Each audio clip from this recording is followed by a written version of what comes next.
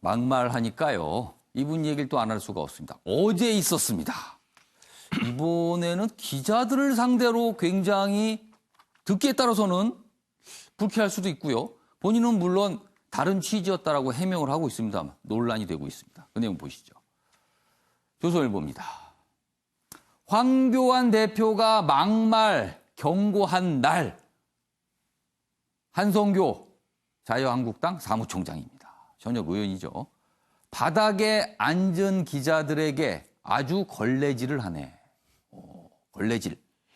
걸레질이란 표현은요. 아무리 좋게 들어도 좋게 들리지 않는 표현입니다. 일단 이 단어 자체가요. 어떤 일을 누군가 하고 있는데 그거를 걸레라는 단어를 사용해서 묘사하면요. 굉장히 불쾌할 수 있습니다. 황, 3번 생각하고 말해달라. 한, 해명을 했습니다. 기자들이 고생한다는 뜻이다. 이렇게 해명을 했는데 뭐 어떻게 들릴지 모르겠습니다. 기사 하나 더 있습니다. 보시죠. 3, 4 이런 경고도 안 먹힌 거친 입이다. 3번 생각하고 말하라. 뭐 3, 4 이런이라는 표현도 있고요. 심사 이런이라는 표현도 있습니다. 심사숙고한 뒤에 말을 하라는 뜻도 됩니다. 황교안 한국당 대표 당부에도 한성교 바닥에 앉은 기자들에게 아까 말했듯이 걸레질 이런 표현이 있었어요. 지금 한국당과 관련해서 막말 논란 계속 이어지고 있는 상황에서 또 터진 겁니다. 그리고 한성교 사무총장의 경우는 이번뿐만 아니라 얼마 전에는 당 사무처 직원들 향해서 욕설 논란까지 있었거든요. 여기 보시죠. 일단 해명을 했어요, 어제. 비판이 커지자 한 총장은 입장문을 내고 기자들의 취재 환경이 열악해 고생한다는 생각에서 한 말로 상대를 비하하는 것은 아니다라고 해명을 했습니다.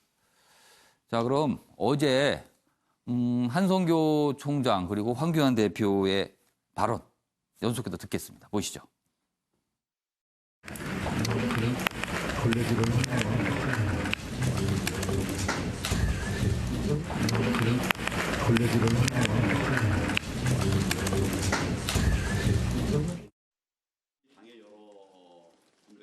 대해서 우려하고 걱정하시는 또 뭐 여당의 말씀도 있고 또 국민들의 말씀도 계십니다. 저희 당은 사실에 근거한 정당, 사실을 말하는 정당이 될 수 있도록 노력을 하겠습니다. 그 과정에 혹시라도 사실을 말씀드리면서 국민들에게 심려를 드리는 이런 이야기가 나오지 않도록 앞으로 더욱 노력하겠다, 각별히 애쓰겠다는 말씀을 드립니다. 자, 황교안 대표가 저 발언을 하기 직전에 이제 걸레질 표현이 있었던 거예요. 자, 걸레질이란 표현이 왜 났을까? 제가 잠시 설명을 드리면요. 국회에 가면은요, 자유한국당 회의실이 따로 준비가 돼 있는데 그 앞에서 기자들이 기다리고 있습니다. 왜냐하면 황교안 대표 등등등 당직자들이 나오면 뭔가를 물어보기 위해서인 거죠. 그런데 그 자리에는요, 앉아있을 수 있는 의자가 한 7, 8명 정도 자리밖에 없고요. 기자들은 거의 20명 가까이 있는데 앉을 데가 없지 않습니까? 노트북을 두고 일을 해야 되니까. 그러니까 바닥에 앉아서 칩니다. 그 상황을 걸레질이라고 묘사를 한 거예요. 자, 양조열 변호사. 개인적으로 제 정치부 후배들이 일하는 환경에 관한 내용이기도 합니다. 지금요. 왜 이런 발언이 나왔을까요? 도대체 왜? 글쎄요, 뭐 공감 능력이라든가 아니면 어떤 상황을 봤었을 때 그 문제를 개선하는 쪽으로 생각을 하는 게 아니라 뭐 본인은 비하가 아니라고 하시던 받아들이는 입장에서는 비하로 받아들일 수밖에 없는 그런 상황이었던 것 같아요. 그러니까 뭔가 아직도 뭔가 좀 억하심정 같은 게 있으신 게 아닌가. 언론이라든가 아니면 주변에 바라보는 것에 대해서. 그러니까 우리가 아까 이제 잠깐 좀 전에 얘기하고 있던 홍카레오 얘기에서 야당일 때는 뭔가 좀 아픈 걸 던져야 된다. 세게 힘이 없으니까.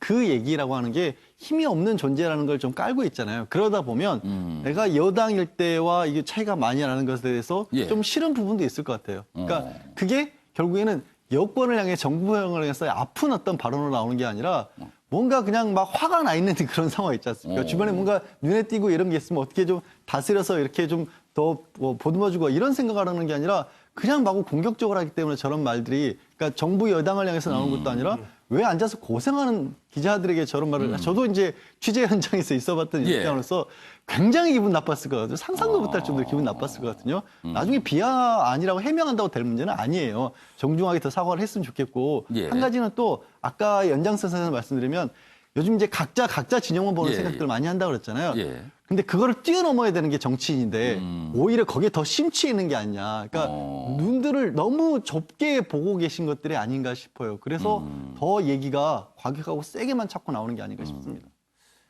한국당에 몸담고 계신 이규환 변호사. 예. 지금 한성교 사무총장은 아까도 제가 소개해드렸지만 얼마 전에 당직자들을 향한 욕설 때문에 논란이 돼 있었어요. 그때도 약간 입장 표명이 있었는데 어제는 저 기자들 향한 어떤 거친 표현, 어떻게 보면 굉장히 불쾌한 표현을 썼단 말이에요.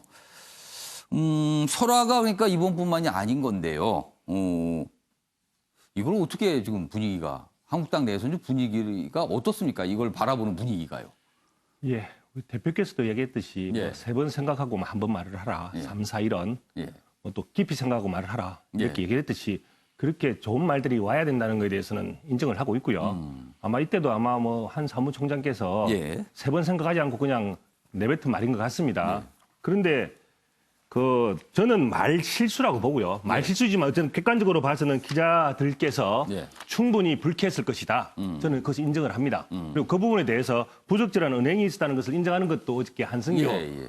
총장이 이야기를 했고요. 예. 한승교 총장이 또 뭐라고 그랬냐면 어쨌든 간에 예. 기자들이 열악한 환경에 대해서 예. 뭐 선의를 가지고 한 이야기다라고 해명을 했는데 예. 그것이 뭐 기자들이 보기에 또 국민들이 보기에는 예. 조금 인정하기 쉽지 않을 것 같긴 합니다. 근데 어쨌든 한승교 총장이 본인 총장의 입장에서 예. 그것을 뭐 기자들 일부러 비하하기 위해서 예. 그렇게 했을 것이라고 보지는 않습니다. 저는. 예. 왜냐하면 말실수에 불과하니까. 그리고 말실수는 뭐 당연히 야당뿐만 아니라 여당에서도 계속적으로 말실수가 있어 왔기 때문에 예. 그 앞뒤 관계에서 보면 예. 이건 말실수라는 것이 인정이 되는 사안에서는 예. 그렇게 뭐 이해가 되어지는 부분들이 있습니다. 예. 어쨌든 간에 우리 당 입장에서는 앞으로는 뭐 그런 부분들에 대해서 조심을 해야 되겠다. 적어도 말실수 때문에 당의 기본적인 어떤 지지도가 예. 내려가는 사태가 되어서는 안 된다. 이런 부분들에서는 깊이 느끼고 있습니다. 전임이죠. 김용태 사무총장 시절에도 저런 비슷한 상황에서 기자들이 계속 일을 했거든요. 그러니까 바닥이 차지 않습니까? 거기가 앉아있게 되면. 그래서 김용태 사무총장 시절 경우에는 바닥에 기자들한테 깔개를 제공했어요. 그 앞에 회의 때는. 그래서 그 깔개를 안고 일을 하라. 그러면 조금 높이도 괜찮고 앉아있기가 편하지 않겠냐. 이렇게 제공했었는데 지금 깔개가 없어졌답니다. 그런데 거기다 걸레질이라고 얘기를 했으니 똑같은 상황에서 계속 일을 하고 있는 기자들 입장에서는 도대체 무슨 말일까, 저 의도는. 이렇게 생각이 든다 그래요, 지금. 현장 분위기입니다, 지금요. 자, 배재정 전 의원님. 사실 한국당 전체 입장에서 보면요. 이게 개별 사안일 수 있습니다. 그러나 이런 개별 사안들이 지금 계속 쌓이고 있는 상황이에요. 그렇다면 이게 작은 일일 수 있지만 쌓이게 되면 커지는 거 아닙니까, 이게? 여론이나 여러 가지 당 지지율 입장에서. 그 부분 좀 어떻게 보세요? 저는 정말 예. 여당도 마찬가지로 정말 조심해야 된다는 말씀 먼저 드리고 싶어요. 사실 한국당에서 이렇게 계속되는 막말이 이어지면 뭐 예. 반사 이익이라는 걸 당의 입장에서 민주당의 입장에서는 얻을 수도 있겠죠. 그런데 그런 뭐 방식은 저는 뭐 정치 전반을 위해서 좋지 않다고 생각하고 예. 집권 여당에서부터 먼저 말을 할 때는 똑같이 신중하게 해서 국민들을 실망시켜 드리는 일이 없도록 해야 된다. 이 말씀을 좀 먼저 드리고 싶고요. 한국당 내에서도 아마 소가리를 하실 것 같습니다. 황교안 대표의 말에서부터 우리가 알 수 있듯이. 그런데 조금 조심스럽고 걱정스러운 것은 이 각자 지지층을 결집시키는데 그런 좀 과도한 말들이 효과가 있다고 생각하시는 것은 아닌가. 물론 이번에 뭐 걸레질 이런 이야기들은 지지층 결집하고는 상관없는 막말일 수도 기자들을 있습니다. 헛되게 좀 질타하면 좋아하실 분이 있다 이렇게 되는 겁니다. 예, 그래서 뭐 아무튼 이제 막말이라는 것도 서로 좀 강한 발언을 할 때 주목도 받고 아니면 충성 경쟁이 만약에 있다면 그런 데서도 좀 우위를 선점할 수 있다. 이런 생각들이 있는 것은 아닌가라는 염려는 좀 되거든요. 그런 면에서는 빨리 그런 이제 막말이라는 이 어떻게 보면 폭주하는 기관차에서 좀 다들 내리셔야 되는 것 아닌가. 예, 그렇게 하셔야지 국민들이 정치를 바라보는 시각이 예. 또 좀 나아지시지 않겠습니까? 자, 최영선 의원께서는 이 논란 어떻게 보셨어요?